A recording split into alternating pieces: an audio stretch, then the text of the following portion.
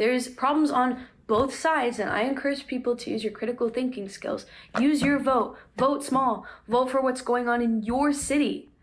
The change she wants to see in the U.S. is this election year, she says, instantly is trans rights. They cannot have cis people making decisions for trans people, period. So, hear it from my mouth, if you're still wondering. No, I'm not voting for Trump. And yes, I will always question those in power. I'm sorry that you fell for the clickbait. That kicked off a shitstorm for a week. You know, it was the whole thing was everything about it was stupid. Everything about it was frustrating. Like, I love Chappell Roan. I think Chappell Roan, like a lot of the people criticizing Chappell Roan, should go outside and touch grass.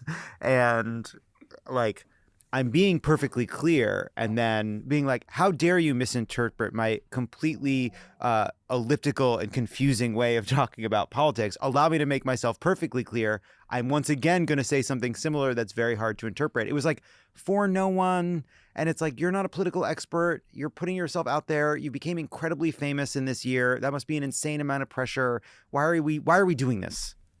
well, now that we can look back on the race, I think we would all agree that celebrity endorsements were the difference maker. That's true too. Just depends on your celebrity. Right.